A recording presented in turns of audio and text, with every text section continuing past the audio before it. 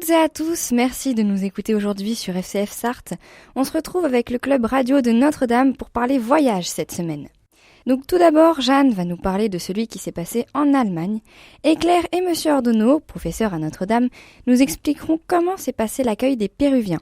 2 échanges qui avaient été faits dans l'autre sens il y a quelques mois. Ensuite, je vous présenterai celui aux Pays-Bas qui aura lieu dans 2 semaines, auquel Jeanne et moi participerons. Enfin, nous aborderons les événements à Notre-Dame, à savoir le carnaval et la Saint-Valentin. Mais revenons sur l'Allemagne avec la chronique de Jeanne. Bonjour à toutes et à tous. Je ne sais pas si vous vous rappelez, mais il y a quelque temps déjà, je vous ai parlé d'un échange qui avait lieu avec des correspondants allemands venus de Bavière. Ils étaient venus passer 1 semaine au lycée pour découvrir notre culture, notre système scolaire et surtout pour améliorer leur français. Eh bien, vous l'aurez deviné, le tour des correspondants français est arrivé. Ils sont partis en car à 6h mercredi dernier du quai Louis-Blanc, direction Paris, où ils ont ensuite pris un train en direction de Francfort. De là, ils ont changé de train pour aller à Passau. Ils sont arrivés à 18h30, c'est dire si le voyage était long. J'ai donc interrogé quelques élèves de ma classe qui sont partis et je leur ai demandé s'ils avaient pu remarquer des habitudes allemandes que les Français n'ont pas. Et figurez-vous qu'il y en a beaucoup. Tout d'abord, ils n'ont pas d'heure fixe pour leur repas. Ils mangent lorsqu'ils ont faim et ce sont souvent des sandwichs. Je suis aussi partie l'année dernière et je me souviens que l'on mangeait des sandwichs entre les pauses et les midis. Par contre, le petit déjeuner était plus consistant et le repas du soir était un repas comme on mangerait le midi. Ensuite, il y a également certaines différences par rapport au système scolaire. Les Allemands commencent les cours à 7h55 et finissent entre 13h et 15h15, ce qui leur laisse beaucoup de temps pour les activités extrascolaires. Leurs cours durent 45 minutes et ils ont 5 minutes de pause entre chaque cours, plus une pause plus longue au bout d'1h30, durant laquelle ils en profitent pour papoter ou pour manger quelque chose. Outre leur présence en cours, les élèves français ont aussi pu visiter certains musées. Ils ont notamment visité, au début de leur séjour, le musée d'histoire de la Bavière se trouvant à Regensburg ou Ratisbonne en français. Ratisbonne, c'est très rapidement une petite ville très mignonne, puisque je l'ai visitée aussi, avec des maisons colorées et plus généralement les bretzels étaient très bons. Ils ont également visité Munich et j'espère qu'ils en ont profité pour visiter ces magnifiques églises rococo. Entre l'église Saint-Pierre qui est la plus vieille église de Munich ou l'église des Théatins avec sa façade jaune et son intérieur tout en moulure, je crois qu'elles font partie des plus belles églises que j'ai visitées. Ils ont également visité le Deutsches Museum, lui aussi situé à Munich, et je pense qu'ils n'ont pas été déçus. Dans ce musée, on peut avoir l'occasion de voir des reconstitutions d'avions de la Seconde Guerre mondiale, des véhicules d'époque ou encore toutes sortes d'instruments. Et je crois même qu'il y a une reconstitution, si ce ne sont les vrais, d'instruments utilisés par les Beatles lors de l'un de leurs concerts. En clair, ce musée est très varié, on y trouve beaucoup de choses, de la physique, de la musique, enfin énormément de choses. Bref, je pense qu'ils ont réellement pu enrichir leur culture allemande et en prendre plein les yeux par la sublime architecture bavaroise. En tout cas, ils encouragent vivement les futurs lycéens qui en ont l'occasion de faire l'échange, car ça permet d'améliorer son allemand et d'en apprendre plus sur l'Allemagne en général. Et mon conseil en tant qu'ancienne correspondante est le même. Si vous avez l'opportunité de vous rendre en Bavière, n'hésitez pas, vous ne le regretterez pas. Merci beaucoup Jeanne. On va maintenant écouter Claire et Monsieur Ordonneau qui vont nous raconter l'accueil des Péruviens. Merci beaucoup. Donc bonjour Monsieur Ordonneau. Bonjour. Tout d'abord, merci d'avoir accepté cet échange pour revenir sur la venue des Péruviens à Notre-Dame. Dans quelles circonstances ont-ils été accueillis au lycée ? Alors en fait, nous avons initié depuis 2018 un échange avec un collège d'Arequipa qui s'appelle le collège La Salle. L'idée, c'était en fait à l'occasion d'un voyage au Pérou que nous avions créé en 2017 de pouvoir vivre une immersion dans les familles péruviennes. Et donc on avait trouvé ce partenariat avec le collège qui accueille en fait nos élèves pendant 5 jours durant notre voyage et en échange ils viennent passer une dizaine de jours en France. Là aussi ils sont reçus dans les familles des élèves qui ont été reçus lorsque nous étions au Pérou. Très bien, donc leur séjour au Mans a-t-il pu à leur tour l'occasion de découvrir notre patrimoine français comme on peut découvrir les lycéens de Notre-Dame en allant au Pérou quelques mois Alors oui, on l'espère. En tout cas, la ville du Mans est une ville qui les impressionne beaucoup parce que la cité ancienne, effectivement, correspond à une période de l'histoire qui n'existe pas chez eux. Alors même s'il y a une culture ancienne qui est la culture inca, malheureusement, elle n'a pas laissé énormément de traces. Les villes coloniales sont des villes qui ont été créées par les Espagnols. Et donc des maisons du Moyen-Âge, des rues du Moyen-Âge, pour eux, c'est évidemment l'exotisme absolu. On a pu aussi les emmener à Saint-Malo, donc ils ont découvert là aussi une ville qui est tout à fait extraordinaire. Ils ont passé 5 jours à Paris, donc je pense que ils ont vu beaucoup de choses de notre patrimoine et généralement ils ont une attirance pour la France. De la même façon d'ailleurs que les Français ont une véritable attirance pour le Pérou. C'est un pays qui nous fait rêver. Il y a beaucoup de Français qui vont au Pérou, un peu moins de Péruviens qui viennent en France parce que c'est un voyage qui coûte évidemment extrêmement cher pour eux. Et donc ce sont plutôt des catégories sociales privilégiées qui font le voyage. Très bien, je suppose que naturellement, donc, comme vous l'avez dit, entre nos coutumes françaises et celles péruviennes, est présent un grand fossé. Est-ce que cela s'est fait ressentir durant leur séjour au Mans ? Alors oui et non, parce que ce sont des jeunes que nous recevons et on est bien obligé de reconnaître aujourd'hui que la culture, elle s'est internationalisée. Donc ils écoutent à peu près les mêmes musiques que vous, ils s'habillent comme vous, ils ont a priori les mêmes centres d'intérêt, les réseaux sociaux, les jeux vidéo, les séries Netflix, etc. Donc ils sont pas si différents des jeunes Européens ou des jeunes Américains en général. Alors après, effectivement, il y a des différences qui tiennent là à la trame culturelle.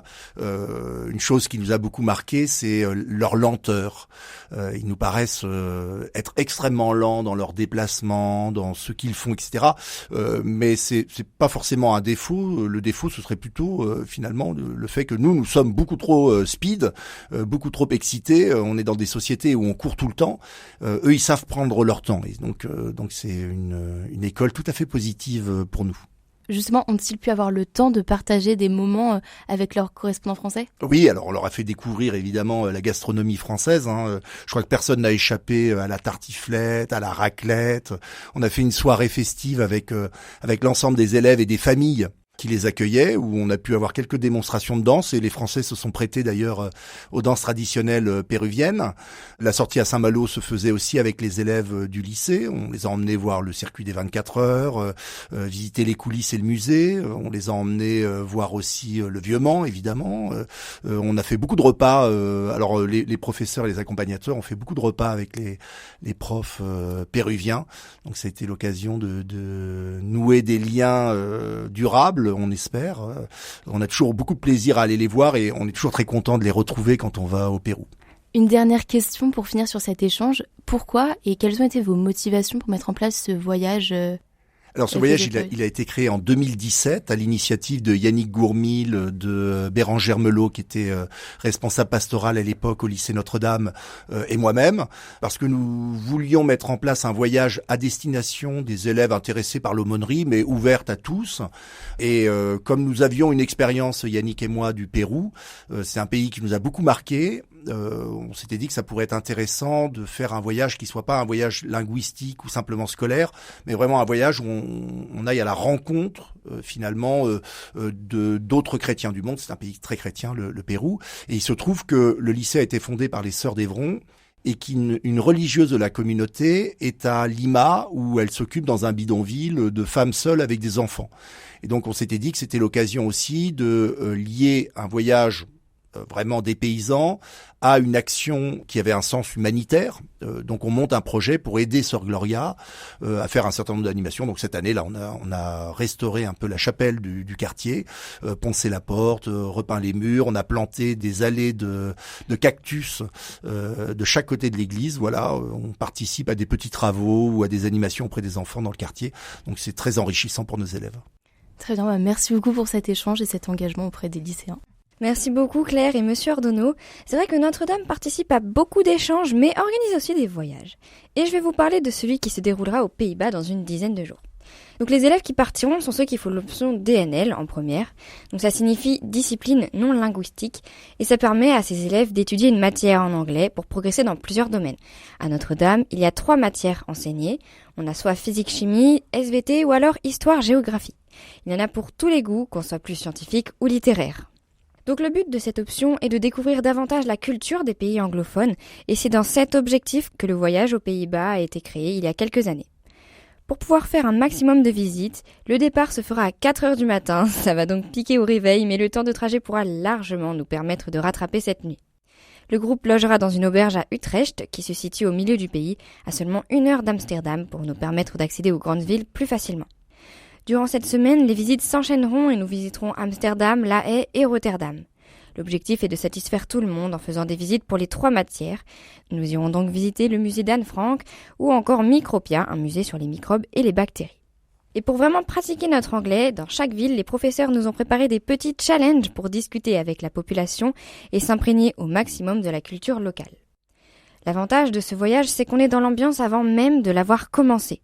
En ce moment, sur les heures de cours, tous les élèves de DNL doivent constituer un grand carnet avec lequel les élèves pourront avoir de nouvelles informations sur les lieux qu'ils seront en train de visiter. Mais ce qui est vraiment bien, c'est que nous resterons également dans l'esprit du voyage après l'avoir vécu, puisque des travaux seront à rendre et une sorte de kermesse aura lieu pour les lycéens et leurs parents. Nous y présenterons nos travaux et nos visites par petits groupes via des stands et des jeux. En tout cas, ce voyage nous permettra de connaître la culture d'un nouveau pays et surtout d'améliorer notre anglais. On a tous vraiment hâte d'y aller.